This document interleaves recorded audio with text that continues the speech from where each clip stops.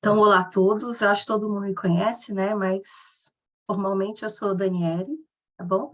E aí a gente vai discutir um pouquinho sobre a introdução aos cuidados paliativos, tá? Eu escolhi essa imagem propositalmente por causa da borboleta, né? Simbolicamente, a borboleta ela está relacionada aos cuidados paliativos. Inclusive, a gente tem até pessoas que estudaram a simbologia da borboleta com cuidado paliativo, né? Então, se a gente for olhar, desde a lagarta até ela virar uma borboleta, ela passa por várias transformações e várias metamorfoses. Mas isso é uma coisa mais filosófica, né? Então, a gente vê que a lagarta, ela vira crisálida e borboleta, eles relacionam com vida, morte e ressurreição, tá? Nesse estudo em específico, né, ele fala que a metamorfose da borboleta é simbolicamente associada às transformações radicais que os seres humanos passam em suas vidas, sendo a morte percebida como uma possibilidade de renovação. Portanto, o rompimento do casulo representa a morte do corpo, com a alma ganhando vida em liberdade na imagem da borboleta. Então, eles relacionam o casulo, então, na verdade, a saída do casulo para a transformação em borboleta, como o processo da morte do corpo físico e saída para o mundo espiritual, né? Mas de uma forma mais elegante em relação a isso, e mais palpável para nós, a gente pode pensar que a borboleta ela tem um tempo de vida muito curto, né? Depois que ela sai do casulo, geralmente ela vai viver semanas, né?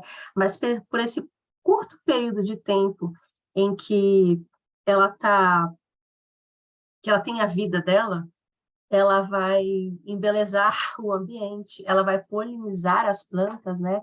E ela está diretamente relacionada com a perpetuação do ecossistema. Então, ela vai polinizar, então, ela vai embelezar com as flores e com as frutas, né? Então, se a gente olhar, o que a gente quer em cuidado paliativo é dar a melhor qualidade de vida pelo tempo que o paciente tem. Bem, a gente vai começar desconstruindo alguns conceitos que a gente vem ouvindo aí ao longo de todo o tempo, né? Então, cuidado paliativo, ele é eutanásia? Cuidado paliativo é só para quem está morrendo? Cuidado paliativo porque não tenho mais o que fazer pelo meu paciente? Você está desistindo do paciente? Quando eu escuto isso, eu só penso isso, né? Só Jesus na causa, mas infelizmente a gente escuta isso todos os dias, né? Tanto dos nossos residentes, da nossa equipe e das famílias. O nosso papel aqui é desconstruir conceitos incorretos para a gente conseguir abrir espaço para construir novos conceitos, tá bom? Então, se a gente for olhar, o mundo está sofrendo, né? E a gente tem aqui, de acordo com dados da OMS, 40 milhões de pessoas precisam de cuidados paliativos. E a gente entende que várias pessoas têm doenças que ameaçam sua vida, e tanto a doença quanto os tratamentos geram sofrimento, né? E aí, e se a gente for olhar, já é muito difícil a gente pensar em cuidado paliativo para adultos, a gente imagina para crianças, né? O tabu está muito grande em relação a isso, a gente tem muito que caminhar ainda. Existem várias barreiras que dificultam o acesso do cuidado paliativo, dentre eles a gente tem políticas nacionais de saúde que não incluem cuidados paliativos, mas a gente vai discutir isso um pouquinho melhor.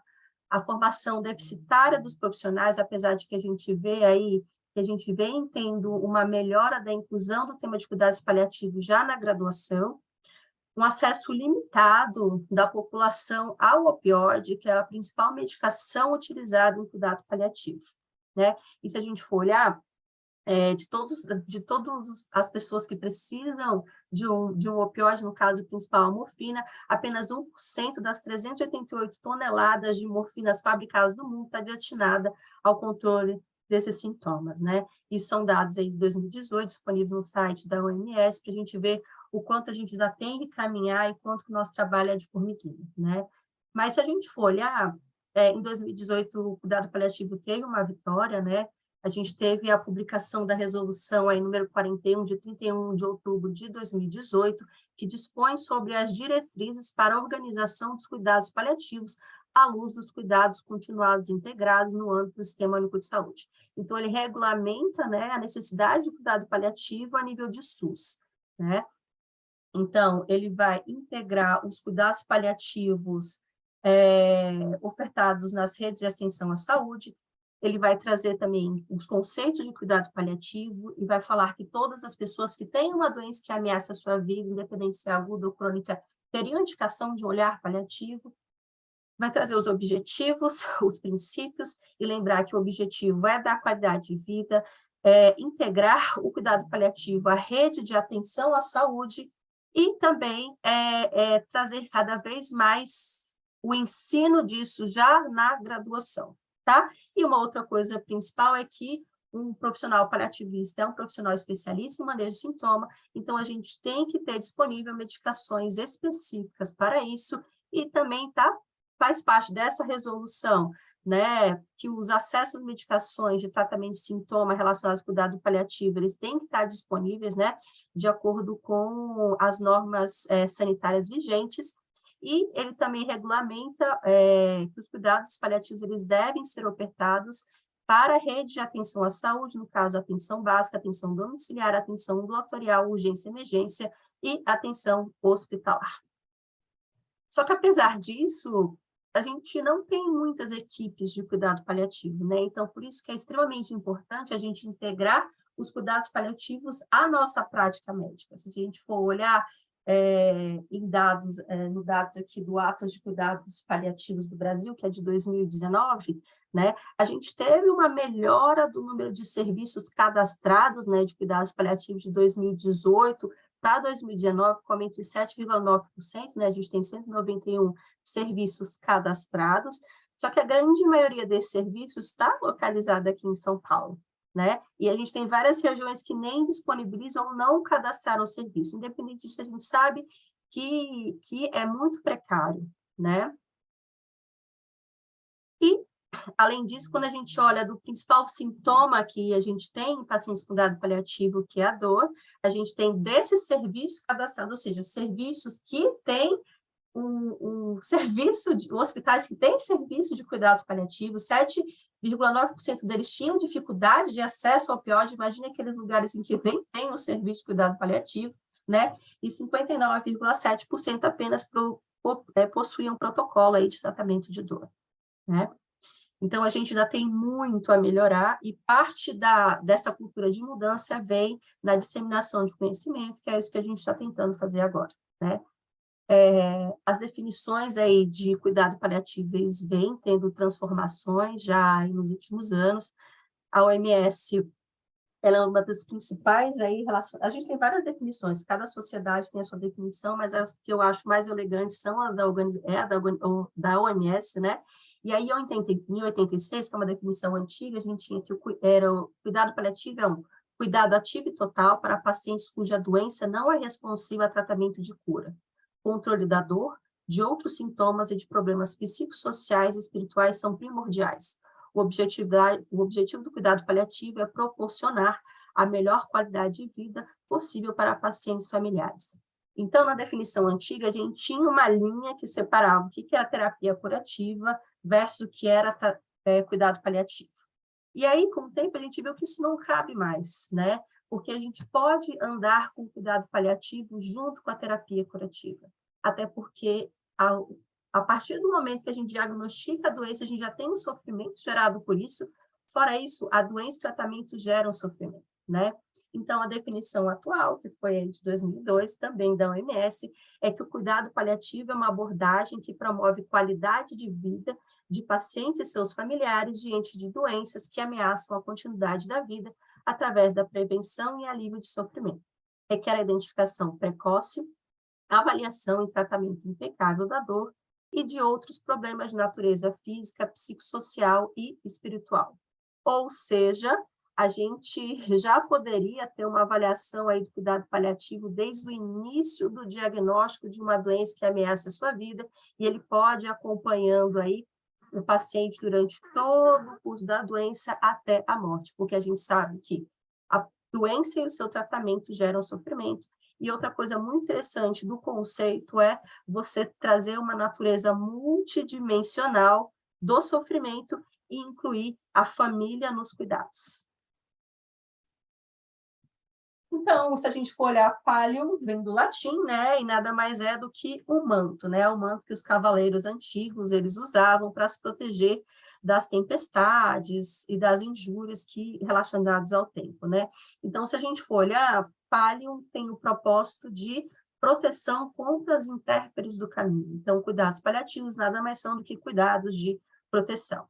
E o nosso papel é proteger os doentes do sofrimento da doença e do seu tratamento, e além disso a gente proteger a nossa equipe e proteger as pessoas que se importam com este paciente, tá?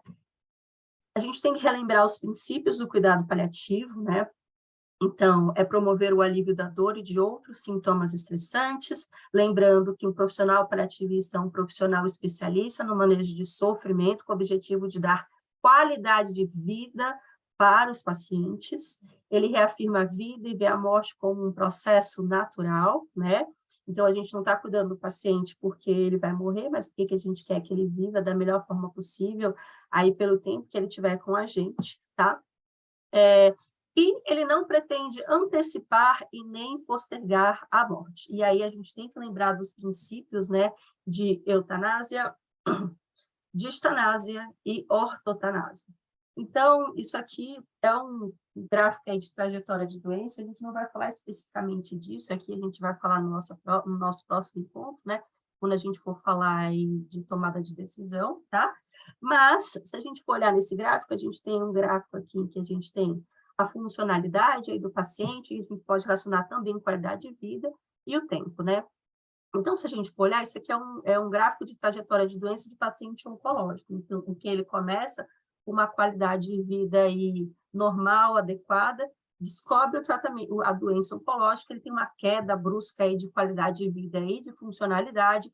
Muitos deles podem falecer, mas os que sobrevivem, geralmente, eles tendem a ter um retorno, uma melhora importante aí da qualidade de vida, tá? Então, se a gente for olhar, se eu fizer uma eutanásia, na verdade, eu estou abreviando o tempo de vida do paciente. Então, eu estou antecipando a morte dele. Né? Se a gente for olhar, isso é algo ilegal, a nossa legislação não permite, apesar de que outros países pode ser permitido. Né?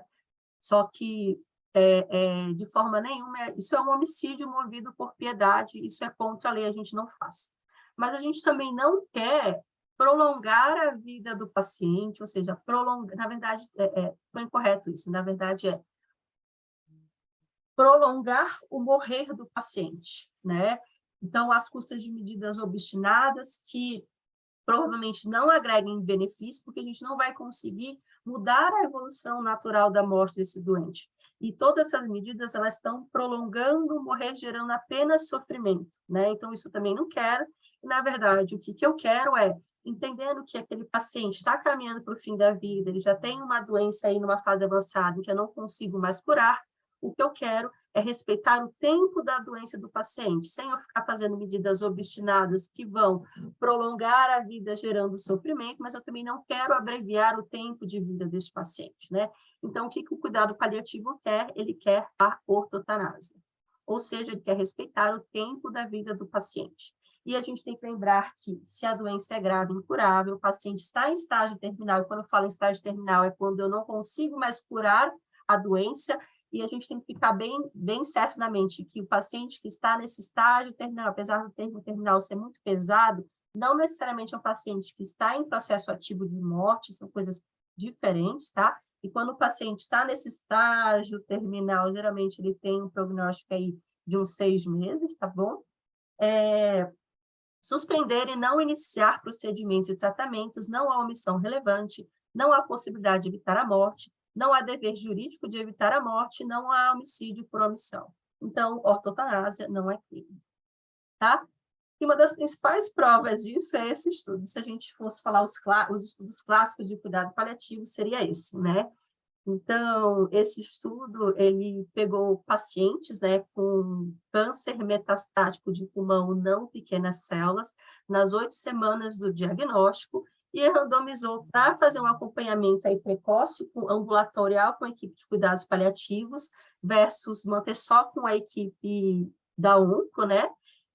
E, independente dele estar na equipe de cuidado paliativo ou não, ele ia seguindo com a tentativa de terapia curativa plena, né? O que eles observaram nesse estudo? É que os pacientes que foram referenciados para acompanhamento ambulatorial com cuidado paliativo, eles tiveram uma sensação referida de maior qualidade de vida, tá? Eles tiveram um controle de sintomas também melhor, eles tiveram menor sintomas de depressão e ansiedade, tá? E o mais interessante é que 54 versus 33%, né? Então, assim, a gente teve mais definições de diretivas, né, para os pacientes que foram referenciados aí para o cuidado paliativo, né? Então,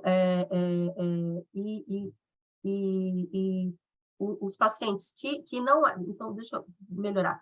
Os pacientes que não foram referenciados, eles tiveram mais cuidados intensivos no fim da vida, tá?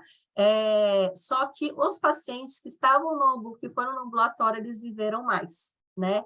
Então, inclusive, eles a sobrevida foi maior do que fazer quimioterapia no paciente, né? Eu não estou falando que a gente não vai tratar os pacientes, né? Mas isso é apenas uma prova de que o cuidado paliativo, ele não abrevia a vida do paciente, né? E uma outra coisa é que a gente sabe que os nossos tratamentos são extremamente agressivos. E quantas vezes a gente já não viu um paciente em que a gente resolveu ir mais devagar e priorizar o conforto e acabou sobrevivendo mais, né? Então, a gente tem que lembrar que os nossos tratamentos são muito agressivos e muitas vezes eles também podem levar o paciente a falecer, tá? Isso vai ao nosso... Então, se a gente for pensar, cuidado paliativo é eutanásia, a resposta é não, né? A eutanásia é crime, o cuidado paliativo, ele prega a ortotanásia e ele não deseja a distanásia, tá? Então, continuando os nossos princípios, a gente sabe que o cuidado paliativo, ele integra aspectos psicossociais e espirituais ao cuidado, oferece um sistema de suporte que auxilia o paciente a viver tão ativamente quanto possível até a sua morte, ou seja, a gente quer devolver a autonomia do paciente, a gente quer ajudar ele a ter a maior qualidade de vida que ele possa ter, tá? Oferece um sistema de suporte que auxilia a família e os seus entes queridos a sentirem-se amparados durante todo o processo de doença e deve ser iniciado o mais precocemente possível junto a outras medidas que prolonguem a vida, como a quimioterapia e a radioterapia, e incluir todas as investigações necessárias para para melhor compreensão e manejo dos sintomas.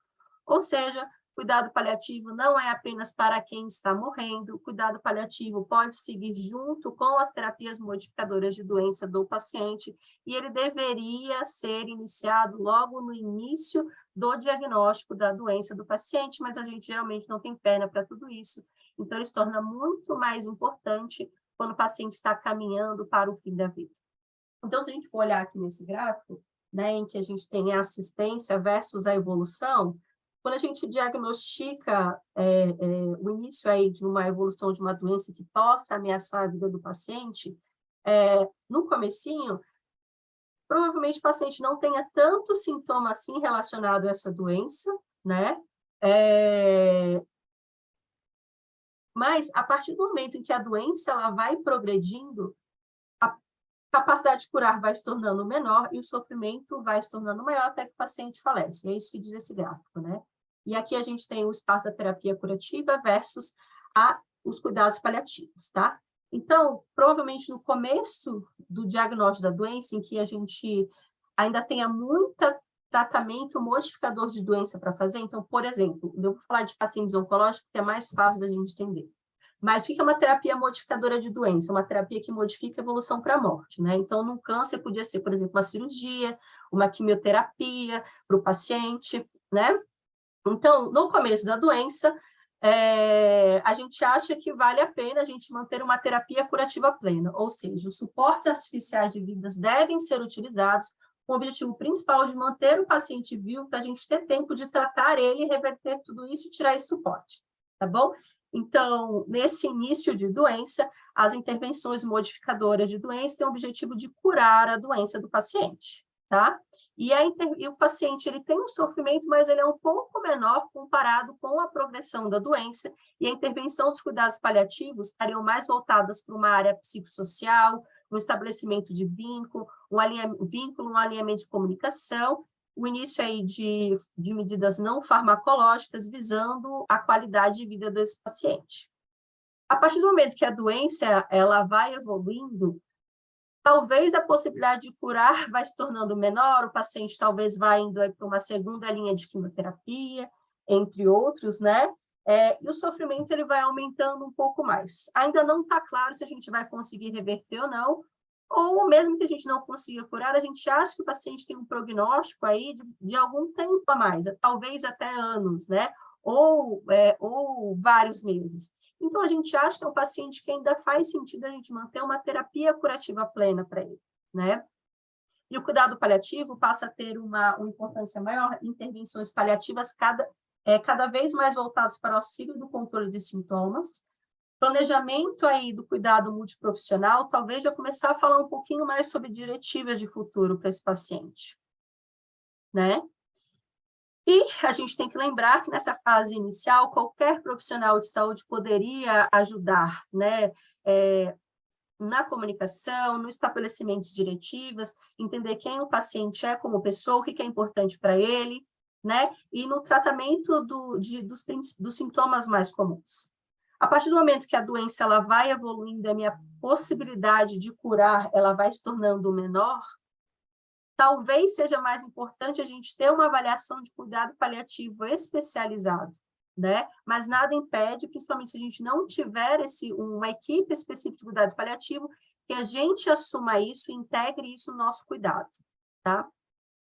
E aí começaria a caber mais terapias paliativas proporcionais. Então, eu tenho um paciente que eu já não tenho mais como curar a doença dele, ou até eu teria tratamentos para fazer, mas talvez o paciente não tenha status performance para isso, tá bom?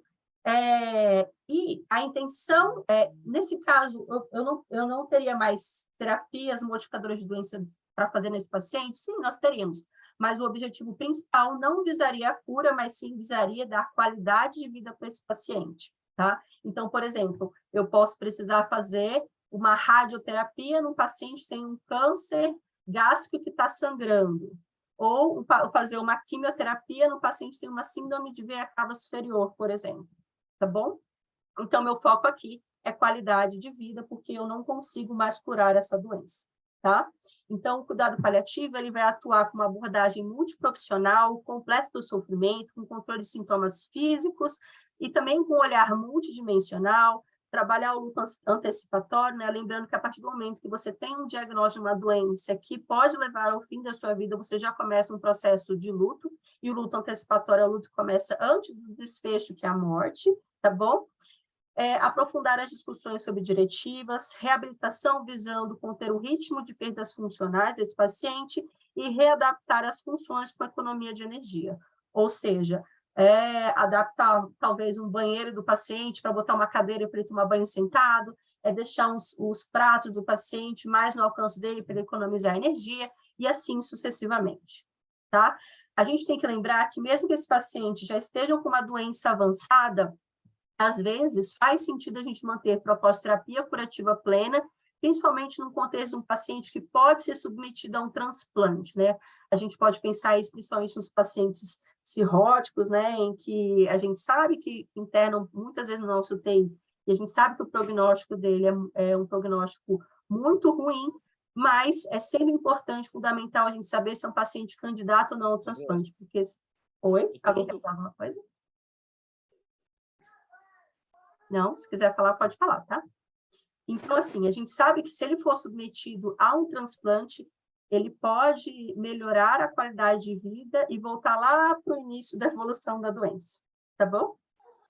Então, saber ou não se o paciente é candidato a transplante é fundamental para a gente entender todo esse processo. E a gente tem os pacientes, né, que infelizmente a gente ainda acaba vendo muito na nossa UTI, que são aqueles que estão aí num processo aí ativo de morte, né, em que eles estão falecendo, tá?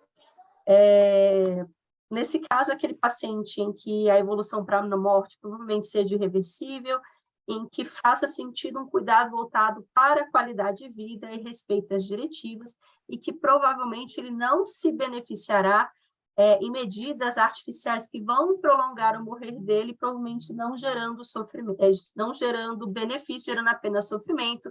E aí o ideal seria que ele tivesse uma terapia paliativa exclusiva, ou seja, com cuidado exclusivo de manejo de sintomas. Qual que é o grande problema? É que é muito difícil a gente traçar uma linha para a gente diferenciar quando que, por exemplo, o nosso trial de UTI já não está dando o resultado que a gente queria, e quando que a gente já passou do que a gente deveria fazer para esses pacientes, né? E, no fim, a gente tem a morte, o cuidado paliativo pode seguir acolhendo as pessoas que ficam na presença aí do luto, tá? Então, a segunda coisa que a gente tem é cuidado paliativo é só para quem está morrendo, e a resposta é não. Cuidado paliativo para qualquer pessoa que tem uma doença que ameaça a sua vida, porque a gente sabe que a doença e o tratamento dela geram sofrimento. Então, ela pode ser para qualquer um, mas provavelmente a gente não consiga acolher todo mundo, e ele se torne muito mais importante, porque o sofrimento é muito maior quando a gente está caminhando aí para o fim da vida. Mas quem seriam os pacientes que teriam indicação aí de um olhar, de cuidado paliativo, né? Uma das formas bem fáceis da gente olhar é fazendo uma pergunta surpresa, né? Que é, você se assustaria se este paciente morresse nos próximos 12 meses? Se a sua resposta for não, então esse paciente com certeza teria uma indicação de cuidado paliativo. Quando eu falo uma indicação, não estou falando que é uma indicação de você fazer diretivas, eu não estou falando que é uma indicação que a gente acaba pensando no cuidado paliativo em definir retirada de suporte, e o cuidado paliativo está muito além disso. Pensar só em cuidado paliativo como diretivas é pensar pequeno, porque ele pode ajudar no manejo de sintomas, a gente pode alinhar a comunicação, ajudar a resolver pendências dos pacientes, a gente tem muito a fazer. Inclusive, pensar em cuidado paliativo apenas para aquele profissional que vem para retirar o suporte do paciente é o que faz as pessoas terem muito preconceito com cuidado paliativo. E é o que faz muitos profissionais falarem assim, eu acho que ainda não é o momento de chamar a equipe, né? Então, a gente tem que pensar nisso. E quando a gente olha para o UTI, a gente poderia se perguntar, você se assustaria se esse paciente morresse em um mês, em uma semana? Se a gente falasse que não, com certeza esse paciente teria uma indicação, né? Então, se a gente for olhar aqueles pacientes que não são candidatos à terapia curativa, um paciente que tem uma dor inaceitável aí por mais que 24 horas, pacientes com... Desculpa. Essa explicação meio surda, né? Porque... Desculpa, gente. Tá. Então, paciente que tem várias admissões hospitalares aí nos últimos 30 dias, que tem uma internação prolongada na UTI, paciente já tem qualidade de vida muito prejudicada. E se a gente for olhar especificamente para as doenças, pacientes oncológicos que têm aí câncer com metástases ou que têm câncer inoperável, pacientes aí com doença cardíaca avançada, com uma fração de ejeção menor do que 20%, que tem síncope, já teve AVC e desfrequência do pronto-socorro, pacientes aí com doença pulmonar, com dispneia importante, já retentores, com uma saturação basal menor do que 88, pacientes demenciados aí, que já tem um FASH aí bem avançado e desfrequência ao pronto-socorro, pacientes hepatopatas, né, com ascite refratária, PBE, ictéricos, desnutrição já com perda de massa muscular avançada, pacientes com doença renal não candidatos à diálise, pacientes idosos com síndrome de fragilidade, né, que já tem lesões por pressão, em terapia intensiva, aqueles pacientes com falência de múltiplos órgãos, já com câncer metastático, encefalopatia nossa, que tem um sofrimento familiar aí extremamente importante, tá? Então, assim, eu não estou falando que a gente vai querer limitar o suporte de todos esses pacientes, e aí eu reforço que cuidado paliativo não é apenas limitar suporte, tá? E a gente tem que pesar risco-benefício. Nem sempre é tão fácil assim. E se a gente fosse dar, por exemplo, uma volta em todos os nossos UTIs, a gente ia querer paliar todo mundo, né? Mas se a gente for olhar, qualquer paciente que tem uma doença que ameaça a vida teria indicação de olhar paliativo, então todos os nossos pacientes teriam uma indicação, porque todos eles estão sofrendo, né? Uma outra ferramenta bem legal que a gente pode usar, que pode nos ajudar avaliar tudo isso é o SPICT. Ele foi bastante usado na época da pandemia, né? Até para a gente definir quem seriam os pacientes ou não que teriam indicação de ir para a terapia intensiva. O SPICT, ele avalia 3 pontos principais, que é os indicadores gerais de piora de saúde, indicadores clínicos de uma ou mais condições avançadas, e depois ele vai revisar o cuidado atual e planejar os cuidados futuros. Então, a primeira coisa que ele avalia é procurar indicadores gerais de piora de saúde. Então, paciente com internação hospitalar não prolongada, paciente que já tem uma capacidade funcional bem ruim, paciente com perda de peso aí não intencional de 6 a 6 meses, que tem uns sintomas persistentes mesmo com tratamento otimizado, né? E pacientes em que a família solicita aí cuidados paliativos. A segunda parte dele é a avaliação, esse paciente tem condições de doenças avançadas, né? Então, por exemplo, paciente com neoplasias, né? Que já tem uma perda de funcionalidade importante, que tem progressão de doença, que tem um estado físico mais debilitado, paciente aí com demência ou síndrome de fragilidade que não consegue fazer o autocuidado de forma adequada, que tem redução de ingestão de alimentos, e assim sucessivamente, né, para todas aí as doenças de órgãos, disfunções orgânicas crônicas, né? Então, a gente usou bastante na pandemia para a gente ver quem são aqueles pacientes que provavelmente não se beneficiariam de uma internação em terapia intensiva, e aqui a gente pode usar para quem seriam aqueles pacientes que provavelmente se beneficiariam de uma avaliação de cuidado paliativo, né? E, por fim, ajudar no cuidado atual, no planejamento de cuidado, para a gente reavaliar o tratamento atual e medicações para o que o paciente recebe, considerar um encaminhamento para uma avaliação de especialista em manejo de sintomas, reavaliar os objetivos de cuidado desse paciente, planejar com antecedência, né, o que o paciente gostaria para a vida dele quando ele tiver uma perda da cognição para definir isso, né, e sempre lembrar de registrar no prontuário e comunicar à equipe de forma adequada sobre o plano de cuidado desses pacientes, tá? Algumas armadilhas que a gente não vai discutir aqui, mas a gente vai discutir provavelmente nas próximas aulas, mas que são importantes, que é pensar, de novo, eu já falei várias vezes, mas eu vou repetir, pensar que o cuidado paliativo é só tirar suporte, isso não é, isso é muito pequeno, tá? Isso é o que empana o cuidado paliativo de preconceitos, tá bom? Isso é apenas uma parte do cuidado paliativo, e é uma parte muito importante, tá? E confundir cuidado paliativo é abandono, não é, né? Na verdade, em alguns pacientes, determinados tratamentos não vai fazer sentido, e o cuidado paliativo ele vai ser proporcional de acordo com a fase de evolução de cada um dos nossos pacientes, tá bom? E uma outra coisa que a gente vai falar no nosso próximo encontro, né, quando a gente for falar de tomada de decisão, que é o prognóstico autoprofetizado, né? Então, naquelas vezes em que a gente acha que o paciente tem um prognóstico muito ruim e ele acaba falecendo porque a gente retirou o suporte dele, podia ser que ele tivesse aí uma evolução relativamente favorável, tá? Mas a gente vai discutir isso depois nas próximas aulas. Já falar um pouquinho agora de manejo de sofrimento multidimensional, tá?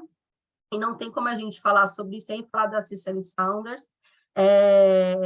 A Cicely Saunders, ela fez faculdade para serviço social, ela fez faculdade de enfermagem e fez faculdade de medicina, né? E ela disse num dos seus livros que ela fez medicina para cuidar bem dos pacientes terminais esquecidos pelos médicos tradicionais. O que a gente quer é não ser esse tipo de médico tradicional ou profissionais de saúde tradicionais, né? Ela trouxe aí uma mudança de paradigmas, né? Ela estava cansada aí do sofrimento desses pacientes que estavam caminhando para o final da vida. E... Deixa eu só arrumar um negócio aqui. Rapidinho, tá?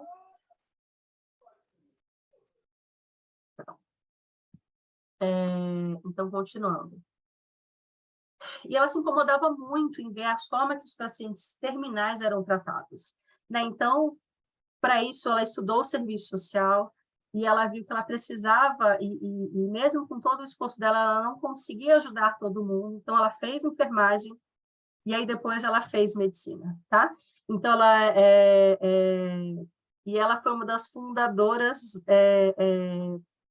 do movimento hospice moderno, tá? Então, e ela trouxe um conceito, que é um conceito que a gente tem até hoje, de dor total, e ela era uma defensora dos cuidados a serem dispensados ao fim da vida, tá? E em 1967 ela fundou o Santo Cristos, que foi um dos primeiros um dos hospices mais conhecidos aí, tá? E ela também dizia que o sofrimento humano só é intolerável quando ninguém cuida, e é dela também essa frase aqui, que é belíssima, que a gente sempre usa, né? Inclusive, que eu já trouxe para vocês hoje, que é: ao cuidar de você no momento final da sua vida, eu quero que você sinta que me importo pelo fato de você ser você. Que me importo até o último momento de sua vida e faremos tudo o que estiver ao nosso alcance, não somente para ajudá-la a morrer em paz, mas também para você viver até o último dia de sua morte, tá? Quando a gente fala de dor total, a gente está falando que a dor não é apenas física, né? Mas a dor ela é multidimensional. Então, a gente tem uma esfera psicológica, uma esfera espiritual, uma esfera social. E se a gente só se prender na esfera física, a gente não vai conseguir melhorar o nosso paciente. A gente pode entupir o paciente de morfina e, mesmo assim, a gente não vai conseguir melhorá-lo, né? Então, um exemplo clássico aqui de dor psicológica, por exemplo, um término de um relacionamento, em que a pessoa pode ter uma dor no peito, que parece que ela está infartando, só que, assim, ela não tem doença coronariana, e não é uma dor que vai melhorar com morfina, ou com AS, ou com clopidogrel, né? É uma dor que melhora com o tempo e acolhimento, tá? E para a gente entender qual que é a dor total desse paciente, é a gente conversando com ele, entendendo o que faz sentido e o que não faz na vida dele, né? Pensando nisso, a gente sabe que a gente fala muito de dor total, mas todos os sintomas, eles têm uma esfera multidimensional, tá? E aí a gente tem uma das coisas que a gente usa bastante, que é o diagrama de avaliação multidimensional, né? Em que a gente avalia o sofrimento aí do paciente nos seus aspectos sociais, familiares, psicológicos, religiosos, espirituais e aspectos físicos, né? A gente vê o sofrimento do paciente pela ótica do próprio paciente, da equipe do paciente e da família que cuida dele, e a gente busca tratamentos para a gente melhorar a qualidade de vida deste paciente, né? Então, uma outra coisa é cuidado paliativo, porque não tenho mais o que fazer pelo paciente, e olhando para tudo isso, a gente percebe que a gente tem muito a fazer pelo paciente, para melhorar o sintoma dele, para dar dignidade de vida para ele, para dar carinho, para acolher todo mundo, tá? Então, se a gente olha em aspectos físicos, a gente vai ver quem é aquele paciente, qual que é o prognóstico que ele tem, quais são as medicações que ele está usando, se ele tem ou não tem ciência do diagnóstico dele, quais são os sintomas físicos que ele tem, né? E aí a gente pode, a partir disso, traçar planos terapêuticos com tratamentos farmacológicos, não farmacológicos e, às vezes, intervencionistas. Então, por exemplo, eu tenho uma metástase óssea. Então, eu posso dar uma morfina e uma amitriptilina para o paciente com uma dor neuropática, por exemplo. Mas pode ser que faça sentido eu fazer um procedimento cirúrgico aí de descompressão medular para ele, porque isso vai melhorar a dor dele, tá? E eu posso otimizar a fisioterapia, pedir para ele fazer atividade física e assim sucessivamente, tá? Abordagem multidimensional, orientação familiar e assim sucessivamente. Então, a esfera física, a gente vai fazer controle de sintomas, alocação adequada de recursos, já pensar nas diretivas e ver se faz sentido ou não medidas artificiais de prolongamento de vida. E a gente sabe que os nossos pacientes, eles sofrem muito, né? E muitas vezes a gente pensa em cuidado paliativo só em doenças mais óbvias, como, por exemplo, o câncer. Mas todas essas doenças, principalmente essas disfunções orgânicas aí crônicas, os pacientes, eles têm sofrimento, né? Então, se a gente for olhar pacientes aí com DPOC, eles têm dispneia, mas eles podem ter fadiga, anorexia, constipação, entre outros, né? E se a gente for olhar na esfera do aspecto social e familiar, é entender quem que é a rede de apoio desse paciente, aonde ele mora, quem é a composição profissional dele, ver se ele tem cuidador ou não, então, tipo, acho que foi hoje que a gente estava discutindo de um paciente, né, que já é um paciente idoso, a esposa dele, mais de 10 anos mais velha, ele cuidava dela e ele está internado ela estava em casa sendo cuidada por uma diarista e ele estava angustiado na UTI, querendo receber alta, porque ele tinha que cuidar dela, né? Então, pense isso, por exemplo, eu sou mãe de 3 filhos, eu sou a única provedora deles, e se eu morrer, quem vai cuidar dos meus filhos, né? Então, tudo isso tudo gera muito sofrimento, gera muita angústia, e a gente tem muito que fazer para acolher o sofrimento desses pacientes, tá bom? Então, a gente pode ajudar a providenciar a cuidadora, a gente pode fazer orientação de óbito, rever com a família se é um paciente que provavelmente seria institucionalizado ou não, e assim sucessivamente. E o serviço social nos ajuda muito, principalmente nesse acolhimento social e familiar. Tá? E quando a gente faz reuniões familiares, a gente também está acolhendo sofrimento familiar. Em relação aos aspectos psicológicos, a gente tem a biografia do paciente, o que faz sentido, o que não é, quem ele é, o que é importante na vida dele, né? Os processos de luto que ele está passando, tá? Então, a gente pode fazer encaminhar ele para um serviço com avaliação da psicologia, por exemplo, ou chamar a psicologia para ajudar junto. A gente pode fazer reuniões familiares, fazer acompanhamentos externos, entre outros, e o que a gente pode fazer aqui é ressignificar as mágoas, os medos e as culpas, reforçar os mecanismos de enfrentamento, aceitar a morte, ressignificar tudo isso e prever e prevenir processos de lutos prolongados para esse paciente, tá?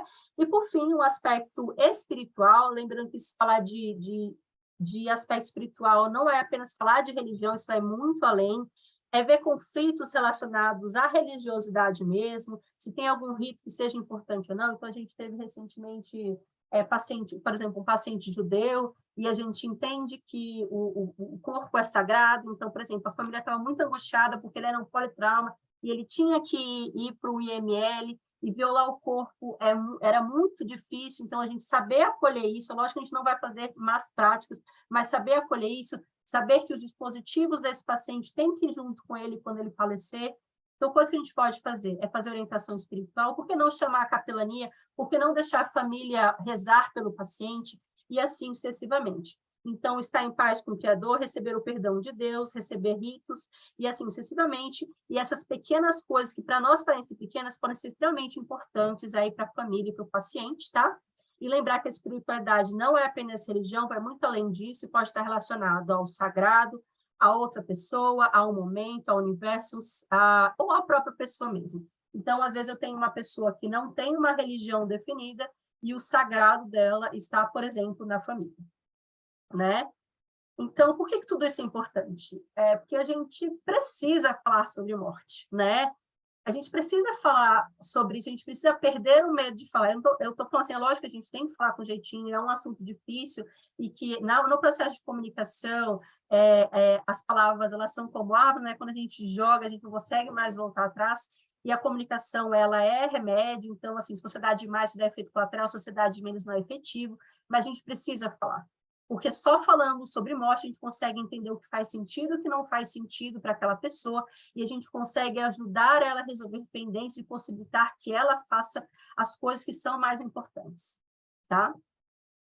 E já aí para quase finalizar, a gente tem esse artigo que ele é bem interessante, que são as 10 coisas que os profissionais pré-ativistas gostariam que qualquer pessoa soubesse, né?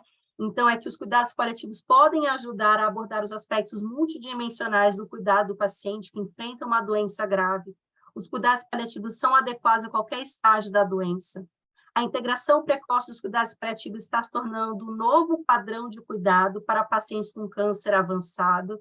Então, assim, não existe essa de não está no momento de falar sobre isso, não pense sobre isso, não, a gente tem que encaminhar o paciente, porque ele já vai criando vínculo, a gente já vai descobrindo o que é importante, o que não é na vida dele, o que ele gostaria. Então, por exemplo, se eu tenho um quadro demencial e eu sei que em poucos anos eu talvez perca a minha autonomia, será que vai fazer sentido eu vou querer que alguém passe uma sonda em mim no fim da minha vida? Eu acho que não, né? E quem é a melhor pessoa para você conversar sobre isso? É com o próprio doente. E se a gente não deixa ele definir, quem vai definir são as outras pessoas, né?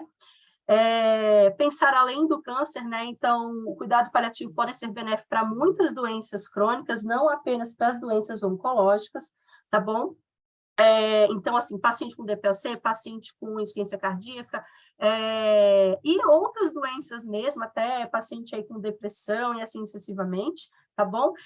Porque a gente sabe que isso tudo gera sofrimento, equipes de cuidado paliativo manejam a dor total, pacientes com doenças graves têm muitos sintomas que as equipes de cuidados paliativos podem ajudar a tratar, então a gente quer dar qualidade de vida para o nosso paciente, tá? Cuidados paliativos podem ajudar a tratar o impacto emocional gerado pelas doenças graves nos pacientes e suas famílias. As equipes de cuidados paliativos podem ajudar nas comunicações complexas. E se para a gente é muito difícil falar sobre morte, a gente pode chamar alguém para nos ajudar, né? As esperanças e valores dos pacientes vão muito além do desejo de cura, tá bom? Então, ele tem desejos, ele tem sofrimentos, ele tem várias outras coisas que são importantes, e oferecer cuidado paliativo aumenta valor em saúde, tá? E se a gente for olhar, quando eu falo em valor, eu não estou falando apenas em valor financeiro, em dinheiro, tá bom? Mas a gente sabe que um serviço que tem cuidado paliativo, ele tem custos menores, né? Porque você acaba não realizando determinados tratamentos que não trazem benefício para o paciente. Eu não estou falando de abandono, eu estou falando de ajustar o tratamento para o que é realmente importante para o paciente, né? Então, desse, que é um estudo observacional aqui, ele avaliou o custo, né, dos pacientes 2 dias antes da definição e transferência para a unidade de cuidados paliativos versus 2 dias após, e eles observaram aí que anualmente ele teve uma economia de $848.556, né? Mas, como eu falei, pensar em dinheiro é pensar pequeno, apesar de que isso é uma coisa importante, né?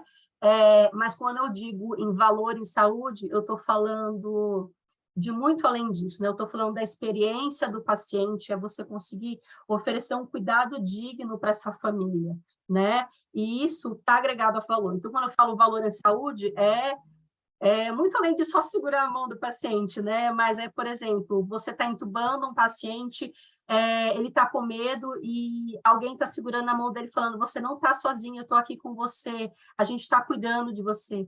Ou então você levar o seu paciente para ver o sol, para ver uma varanda, você se preocupar com as angústias e reunir as famílias num grupo para tentar diminuir um pouquinho a angústia delas, que elas entendam um pouquinho mais do seu trabalho. Você, mesmo tendo 20 pacientes para você ver, você arranjar um tempo para pranchar um paciente que você sabe que ele vai ficar feliz de ficar finalmente em pé, ou você se preocupar com a sua equipe, né, e entender que a sua equipe sofre e que ela precisa também de autocuidado, né? Então, o cuidado paliativo ele vai muito além de que pensar apenas em diretivas para o nosso paciente, tá? Então, para não concluir, qualquer paciente com alguma doença que ameaça a sua vida tem indicação de acompanhamento com uma equipe de cuidados paliativos, mas em proporções diferentes, né? Talvez no começo a gente foque mais numa comunicação, no acolhimento, e no fim da vida seja interessante fazer diretivas, talvez descontinuar alguns suportes para o paciente e tratar agressivamente aí os sintomas dele. Cuidado paliativo não busca acelerar nem retardar o processo de morte. A abordagem do sofrimento sempre deve ser multidimensional e sempre reforçar o não abandono. Então, a última coisa que a gente tem para falar para vocês é: você está desistindo do paciente? E a resposta é que a gente não desiste de ninguém, a gente só está adequando o cuidado para o que faz sentido, né? E para a fase de evolução da doença, sempre pensando no ser humano, né? Isso aqui ao final, né, da aula. Eu só queria falar para vocês que nós precisamos ensinar a próxima geração de crianças a partir do primeiro dia que eles são responsáveis por suas vidas, né? A maior dádiva da espécie humana e também a sua maior desgraça é que nós temos livre-arbítrio. Podemos fazer nossas escolhas baseadas no amor ou no medo. Então, o que isso quer dizer? Conversando aí com várias famílias, né, frente à possibilidade de perder quem elas amam, ou conversando até com pacientes sobre o que eles gostariam para a vida deles, né, e eles não querem sofrer. E o nosso tempo é um tempo muito curto, né? Então, quando você sabe que você pode vir a falecer, o seu tempo ele passa muito mais rápido, né? E assim, acho que a pior coisa que tem é a gente pensar nas coisas que a gente não fez na nossa vida, da forma que a gente poderia ter vivido e não viveu, né? Então, eu convido vocês a transformarem a vida de vocês, transformar a vida dos pacientes, tá bom? Então, é mais sobre isso. E a vida é feita de ciclos, leva tempo para aprender isso, para entender que até o eterno e o para sempre, em algum momento, chegam ao fim, e que isso não é negativo nem ruim, é parte do processo da vida. E é isso. Alguém quer perguntar alguma coisa, falar alguma coisa? Tem alguma questão que queira compartilhar? Alguma angústia?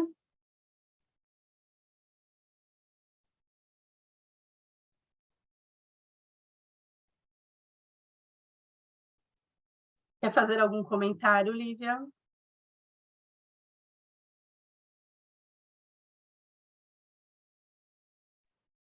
Não, só parabenizar pela aula, adorei. Dizer para os residentes que eu estou com muita saudade deles. Beijo a todos. Beleza.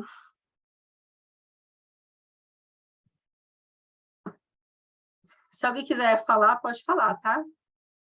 Se não quiser, também não, porque eu não estou aqui para coagir ninguém. Tá? Mas, espera aí, rapidinho. Agora que eu vi que eu estava no escuro. Então, assim, só uma coisa que eu quero que vocês levem para o coração de vocês, né? A gente está aqui para melhorar a qualidade de vida dos nossos pacientes, tá? E o cuidado paliativo vai muito além de que retirar suporte do paciente, tá bom? Então, e não é porque eu fiz diretivas para o meu paciente, então eu estou falando isso porque isso veio para mim como uma angústia de um dos diaristas, né? E que ele falou assim, o pessoal falou, mas vocês não estão falando que ele é paliativo, então por que eu vou tentar botar ele para nebulizar? Então, por que eu vou ficar fazendo isso por ele, né? E esse pensamento é um pensamento incorreto, tá? Não é porque eu estabeleci diretivas para o meu paciente que eu acho que não faz sentido eu fazer, por exemplo, a droga vasoativa, excessivamente, que eu não vou cuidar do meu paciente da melhor forma possível. Até porque, se a gente for imaginar a pessoa que a gente mais ama na nossa vida e ela está deitada naquele leito, a gente vai fazer por ela o que a gente vai fazer pelo nosso paciente, tá bom? Eu não estou falando que a gente vai tentar nebulizar um paciente que está morrendo, estou falando que se for um paciente que ainda tem um prognóstico aí de algum tempo, né? Faz sentido, sim, a gente pranchar ele, se tiver indicação, faz sentido eu sentar na poltrona, faz sentido eu levar ele para passear na varanda, faz sentido eu fazer muitas coisas, tá bom? Então, só para a gente pensar nisso. E aí, a nossa próxima aula vai ser no mês que vem, a gente vai falar sobre definição aí de diretivas, tomada de decisão, avaliação de prognóstico, tá bom? Então, é isso. Obrigada. Qualquer coisa, só mandar mensagem, todo mundo tem meu telefone. Tá bom? Beijo, gente. Obrigada.